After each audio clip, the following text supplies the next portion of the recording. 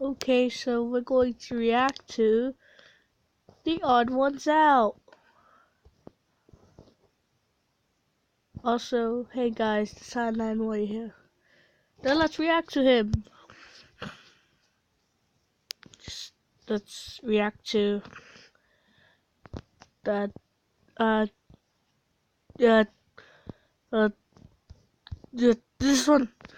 For some reason, everybody thinks butterflies are better than moths. We make children's books about butterflies. We use them as metaphors of change. You might be an ugly caterpillar now, but soon you'll grow into a beautiful butterfly. We go into fields and frolic around trying to catch them, and some people even have a collection of them. Granted, the people who do collect them do so by impaling the butterflies.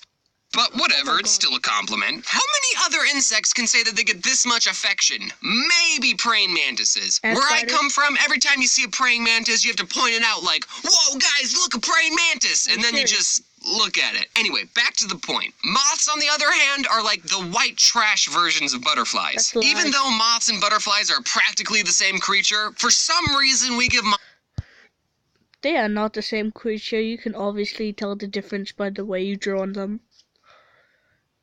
One has hair, one is not hair. Moths have wings of downness and butterflies have wings of upness, purpleness. Moths a bad rap. We laugh at them for flying into light bulbs. Butterflies would do that too if they want to sleep at night. Moths are so attracted to bright light that they'll follow it even if it kills them. You might think that this sort of behavior makes them stupid, but I like to think that this just shows how dedicated they can be. We also get mad at moths for eating our clothes, but if butterflies like the taste of our clothing, they wouldn't hesitate to chomp down on our laundry. Actually, butterflies probably think that they're too good for your clothing. They only eat the fine things in life, like flowers. You hear that? Butterflies think they're too good for your t-shirt. In Arizona, we have your normal run-of-the-mill moths. You know the type, small, gray. They look like a paper airplane made by someone who didn't know how to make a paper airplane. But we also have a moth called the white-lined sphinx moth. And these moths are like the Godzilla of the moth world. Which, actually, I'm pretty sure there is a giant moth in the Godzilla world. Mothra. This again just shows how much we don't like moths. We turn them into city-destroying monsters. When will the hate end? I'm sure when they filmed Mothra's scenes in the Godzilla movie, they didn't even use any special effects. They just used a normal white-lined sphinx moth. Those things could beat up hummingbirds if they wanted. One night when I was 5 years old, one of these big boys was hanging around at our porch light, cause, you know, moths, they just love themselves some glowing balls of heat. And then when someone opened the door, the moth saw all the other light inside and just flew straight in. More light?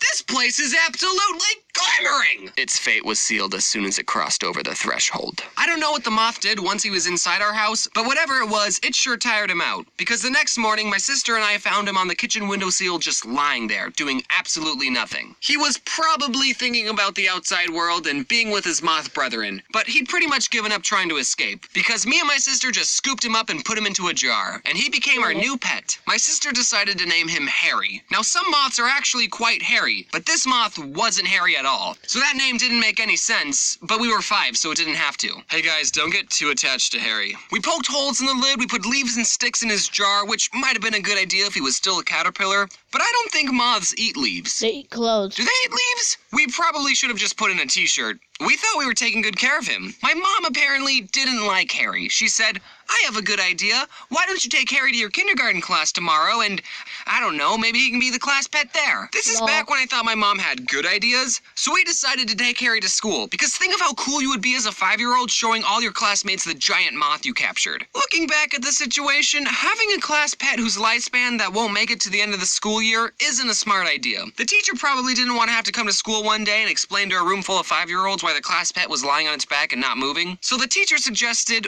what if we release Harry at recess? Now, a lot of kids' movies that have animals in them, the animals usually don't like being captured. The animals want to be free and live out in the wild. Think Finding Nemo, Spirit, Happy Feet, Free Willy. It was common knowledge to every 5-year-old that all the creatures walking on this green earth wanted to live in the wild. So we were more than happy to put Harry back in his home. When it came time for recess, we all walked outside and were excited to be part of the newly instituted Catch and Release Moth program. We were like those people who put beached whales back in the ocean, except Except in this metaphor, the whale was already in the ocean minding its own business, and then two dumb kindergartners put it in a plastic baggie and then moved it miles away from its home. It was supposed to be a happy moment seeing Harry get rehabilitated into moth society. But what actually happened was a lot darker. We gathered around the teacher, she opened the jar, but Harry didn't fly out, so then she had to shake Harry out of the jar. We've already established that Harry isn't that smart. Eventually, he finally understood that he was free. The whole sky was waiting above him. He flew upward, wings fluttering, ready to reclaim his moth life. Well, turns out there's a good reason giant moths only come out at night. And that's mostly because of camouflage and the fact that their predators are asleep. Harry had neither of those advantages at our playground in the middle of the day. Not 10 seconds had gone by when a bird from a nearby tree swooped down and grabbed Harry in its beak. Whoa.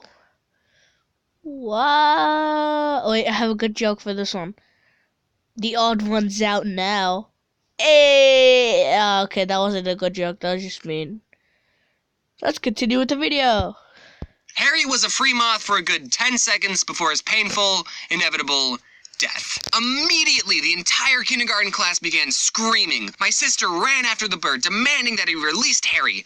Unfortunately, birds don't listen to those sorts of demands. Am I right, Jaden? Ari, sit.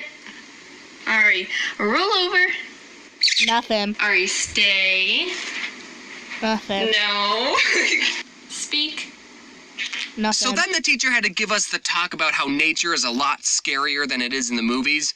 Basically, the circle of life involves a lot of death. But on the bright side, we totally made that bird's day. He was just sitting in a tree, probably wishing Arizona had more worms, and then boom, free meal. I wonder what I'm going to eat.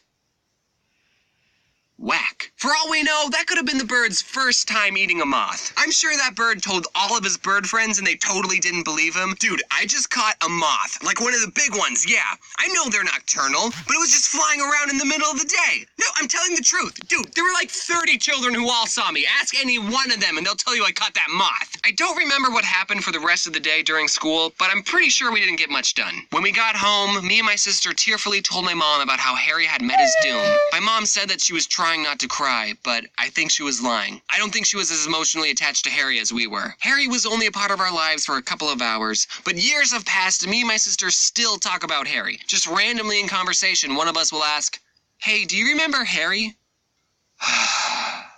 Yeah. And now a random moth that died 15 years ago will be remembered forever in our hearts. If only Harry was alive to see what he would have become. I want to share with you some pictures I've saved in Harry's scrapbook. Here are Harry's baby pictures. Here's Harry's first apartment. And here's the last thing Harry ever saw.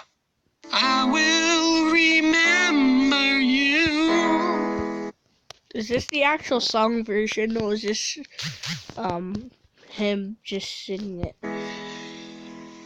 Will you remember me? Not really, since he's dead. I don't know the rest of this song, so I'm just gonna stop right now. Hey, what's going on, fellow teens? I'm doing something a little different for this end card. I'm doing this face cam video because I want you to get used to my face and what I look like. Why am I doing that? Because I'm going to Your face is perfectly fine. Hey.